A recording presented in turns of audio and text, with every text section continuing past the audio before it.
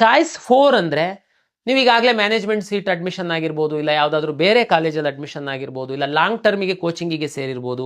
ನಿಮಗೆ ನಮ್ಮ ಕೌನ್ಸಿಲಿಂಗಲ್ಲಿ ಮುಂದುವರಿಯುವಂಥದ್ದಕ್ಕೆ ಆಸಕ್ತಿ ಇಲ್ಲ. ಚಾಯ್ಸ್ 4 ಹಾಕಿ ತಾವು ನಮ್ಮ ಸಿಸ್ಟಮಿಂದ ಹೊರಗಡೆ ಹೋಗ್ಬೋದು. ಕಳೆದ ವರ್ಷದ ನಮ್ಮ ಅನುಭವದ ಮೇಲೆ ಚಾಯ್ಸ್ 3, 4 ಅವರಿಗೆ ಮಾತ್ರ ಒಂದು ಅವಕಾಶ ಕೊಟ್ಟಿದ್ದೀವಿ ನಾವು.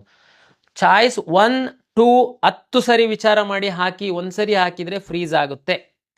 ಚಾಯ್ಸ್ 3 ಮತ್ತು 4 ಉದಾಹರಣೆಗೆ ನಮ್ಮದು 12ನೇ ತಾರೀಕು 5ವರೆಗೆ ಚಾಯ್ಸ್ ಹಾಕುವಂಥದ್ದಕ್ಕೆ ಅವಕಾಶ ನಾವು ಕೊಟ್ಟಿದ್ದೀವಿ ಅಂತಂದರೆ, ಲಾಸ್ಟ್ ಟೈಮ್ ಕೊಟ್ಟಿದ್ದೀವಿ ಅಂತಂದರೆ, ಉದಾಹರಣೆ ನೀವು ಇವತ್ತು ಚಾಯ್ಸ್ 3 ಹಾಕ್ಬಿಡ್ತೀರಾ.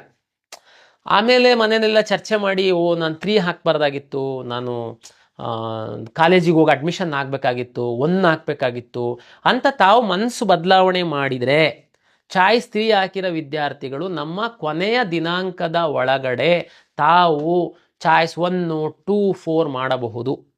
ಚಾಯ್ಸ್ 4 ಹಾಕಿರುವಂತಹ ವಿದ್ಯಾರ್ಥಿಗಳು ಹಾಕಿದ ನಂತರ ನಮ್ಮ ಕಟ್ ಆಫ್ ಡೇಟಿನೊಳಗಡೆ ನಿಮ್ಮ ಮನಸ್ಸು ಬದಲಾಗಿ ನಮ್ಮ ಸಿಸ್ಟಮಿಂದ ಹೊರಗಡೆ ಹೋಗಿದ್ದವರು, ಇಲ್ಲ ನಾನು ಒಳಗಡೆ ಬರ್ತೀನಿ 3 ಹಾಕ್ತೀನಿ ಹಾಕಬಹುದು, 2 ಹಾಕ್ತೀರಾ ಹಾಕಬಹುದು.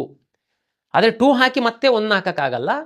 2, 1 ಫ್ರೀಸ್ ಆಗಿಬಿಡುತ್ತೆ. ಅದನ್ನು 10 ಸರಿ ವಿಚಾರ ಮಾಡಾಕಿ 3 ಮತ್ತು 4 ಲಾಸ್ಟ್ ಡೇಟ್ ತನಕ ತಾವು ಮನಸ್ಸನ್ನು ಚೇಂಜ್ ಮಾಡಿದರೆ KEಗೆ ಬಂದು ಇಲ್ಲಿ ಅರ್ಜಿ ಕೊಟ್ಕೊಂಡು ನಿಂತ್ಕೊಳ್ಳೋ ಅಂತ ಅಗತ್ಯ ಇಲ್ಲ. ಕಳೆದ ವರ್ಷ ನಾವು ಸಾಕಷ್ಟು ನೋಡಿರೋ ಹೊತ್ತಿಗೋಸ್ಕರ ಮಿಸ್ ಆಗಿ ಸೈಬರ್ ಸೆಂಟರಿಗೆ ಕೊಟ್ಟಿರ್ತೀರಾ, ಅವ 2 ಹಾಕೋದ್ರ ಬದಲು 4 ಹಾಕ್ತಾನೆ, ಸಿಸ್ಟಮಿಂದನೇ ಹೊರಗಡೆ ಹೋಗ್ಬಿಡ್ತೀರಾ, ನಮ್ಮಿಂದ ಒಳಗಡೆ ತಗೊಂಡು ಬರೋದಕ್ಕಾಗಲ್ಲ, ನಿಮಗೆ ತುಂಬ ಮಕ್ಕಳು ತೊಂದರೆ ಅನುಭವಿಸಿದ್ರಿ.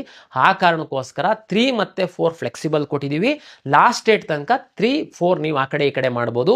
4 ಹಾಕಿದ್ದವನು ಲಾಸ್ಟ್ ಡೇಟ್ ಒಳಗಡೆ ಮನಸ್ಸು ಬದಲಾವಣೆ ಮಾಡಿದರೆ 1 ಹಾಕಿ ಕಾಲೇಜಿಗೆ ಹೋಗಿ ಅಡ್ಮಿಷನ್ ಆಗ್ಬೋದು. ಇದು ನಿಮಗೆ ಈ ಸರಿ ನಿಮಗೆ ಒಂದು ತೊಂದರೆ ಆಗಬಾರ್ದು ಅನ್ನುವ ನಿಟ್ಟಿನಲ್ಲಿ ನಿಮಗೆ ಅವಕಾಶವನ್ನು ಮಾಡಿ ಕೊಟ್ಟಿದ್ದೀವಿ.